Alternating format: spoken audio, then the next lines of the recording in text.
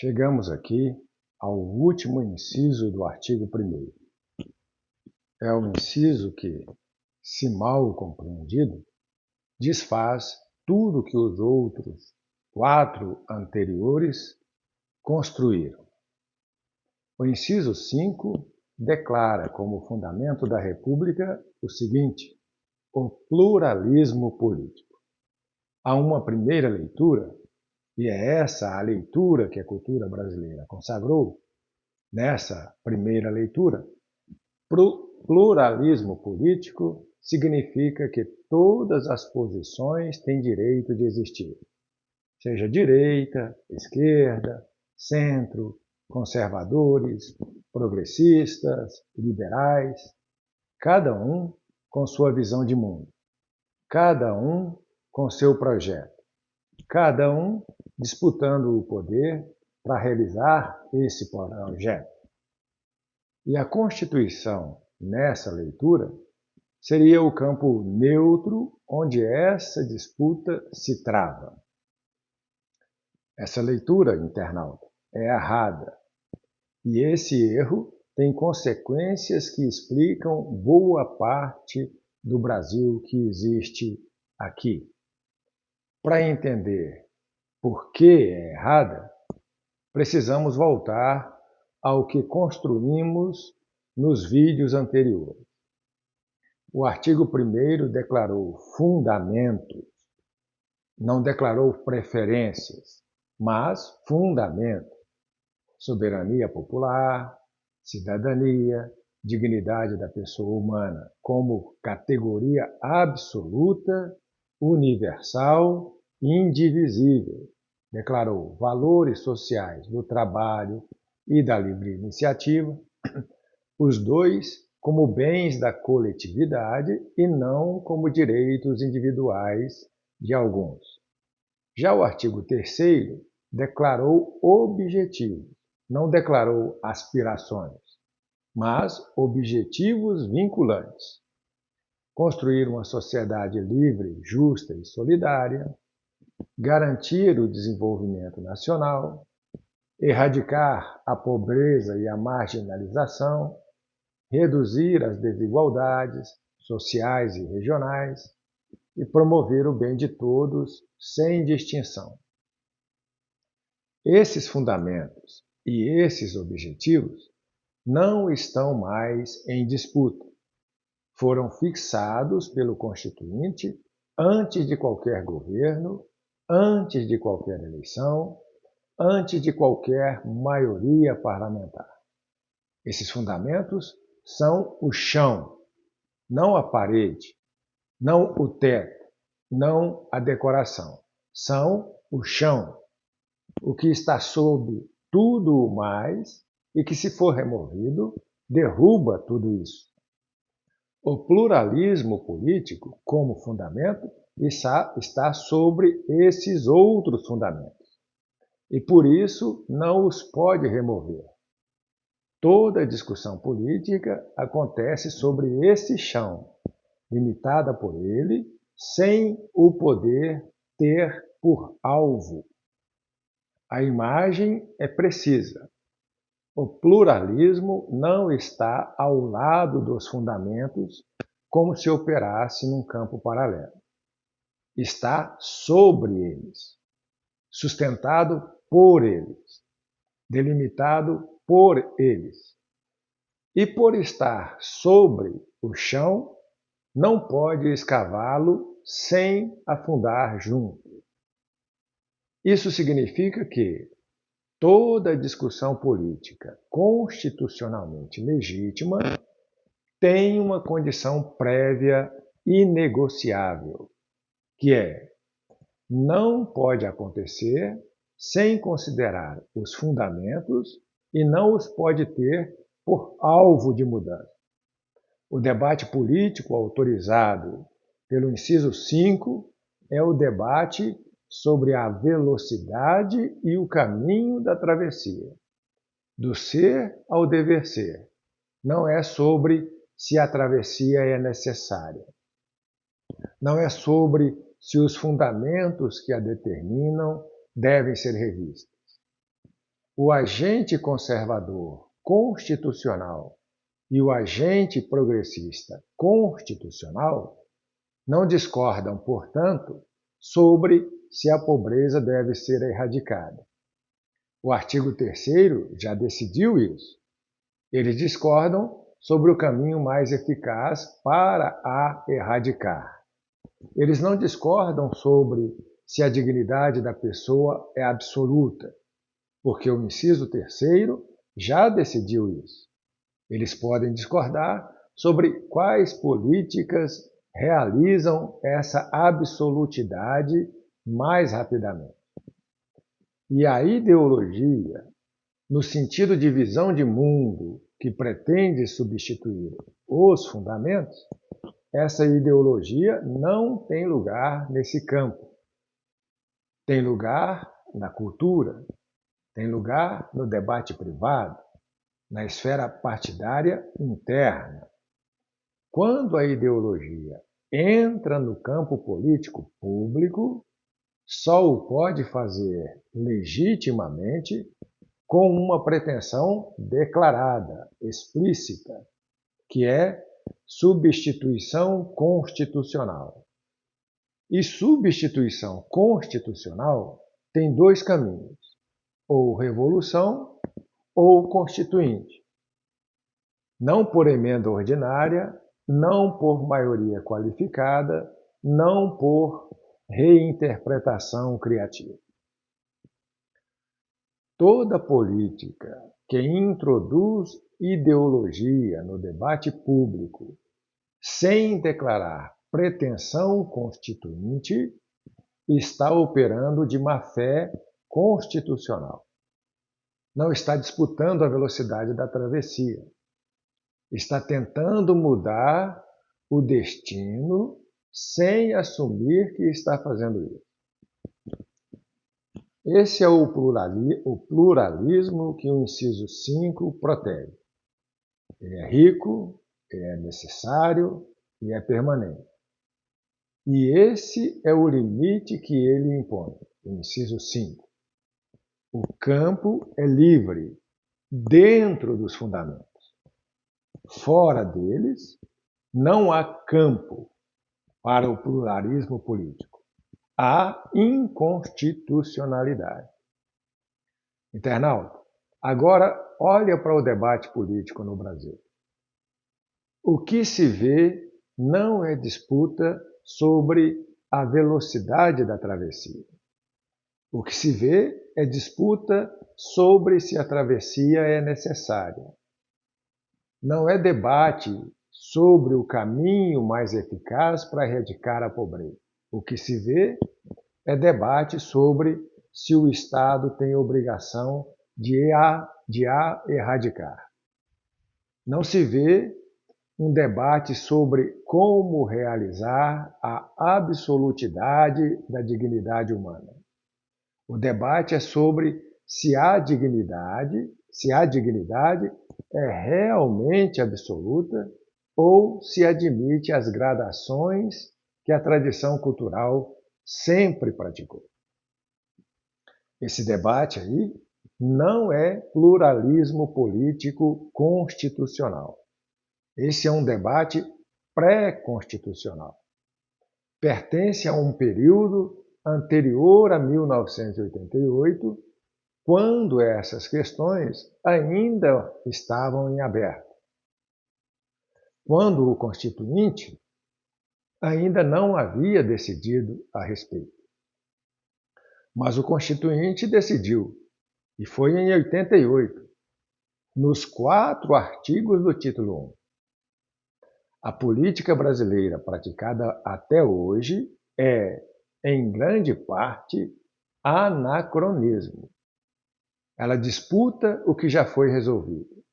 Ela debate o que já foi encerrado. E enquanto debate o que já foi encerrado, não cobra o que foi determinado. Inconstitucionalidade anacrônica.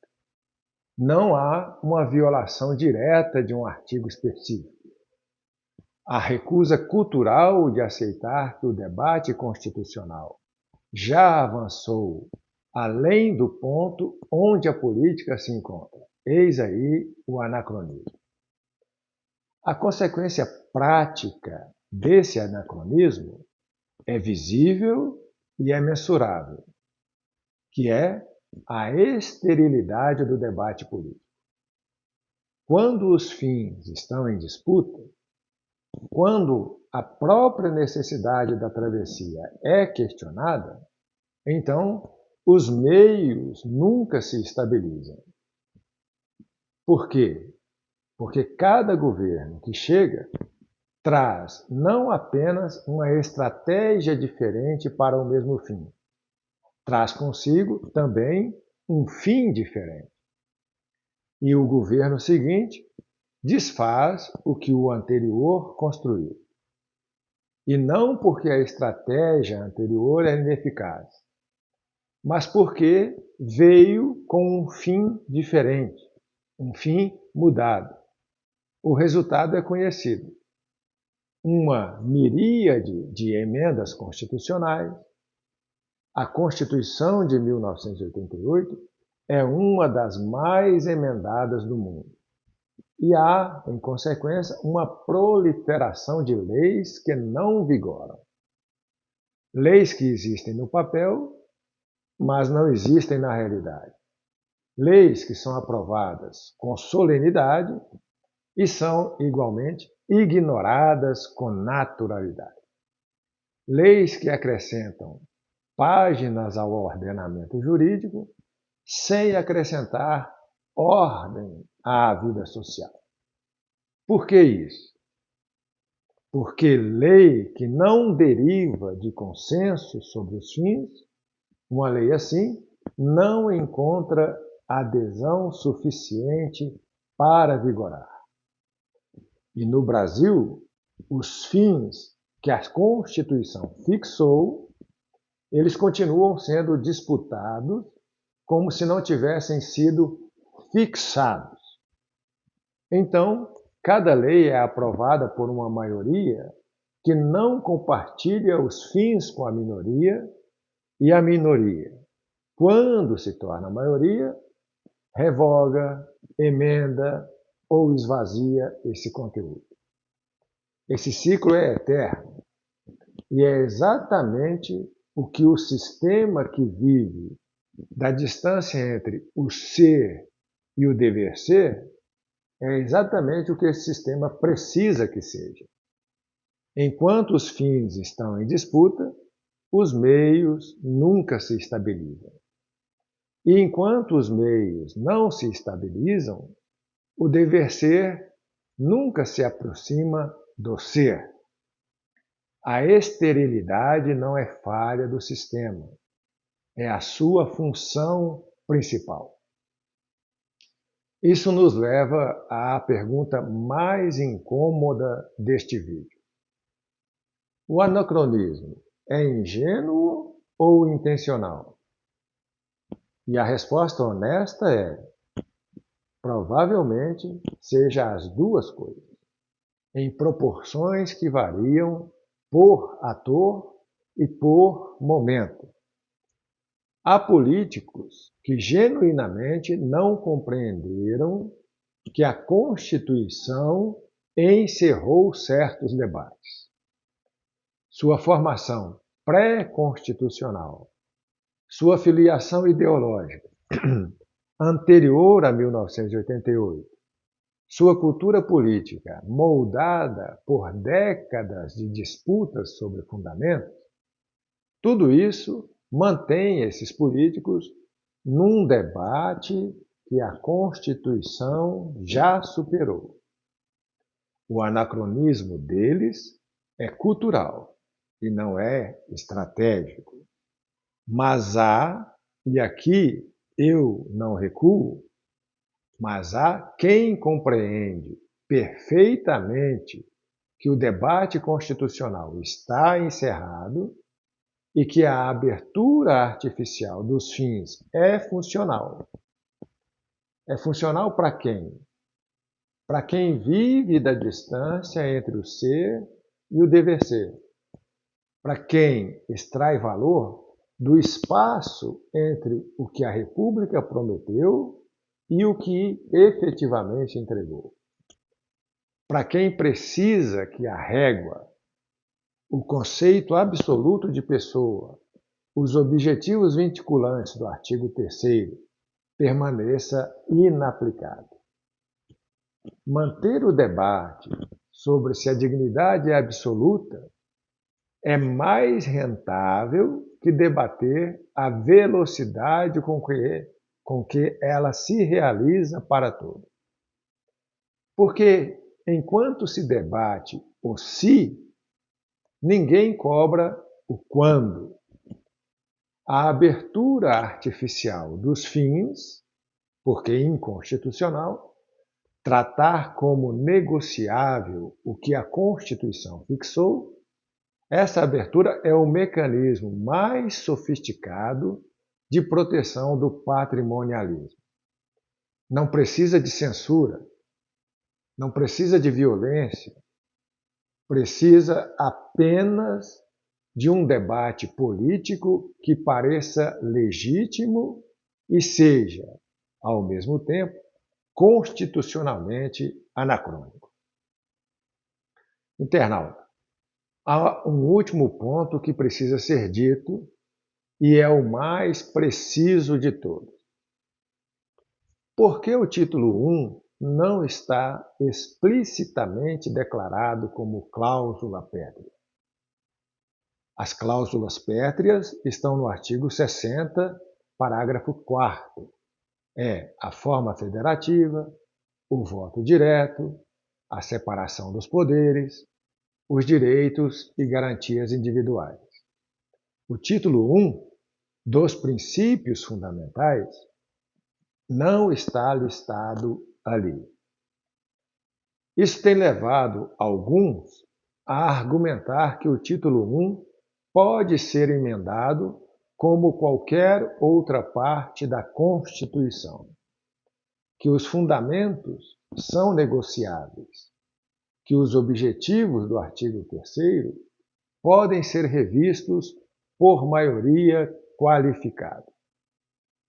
Esse argumento ignora algo que o Constituinte sabia e que precisamos recuperar. Cláusula pétrea protege o que está dentro da Constituição contra o interesse reformista. É uma proteção interna.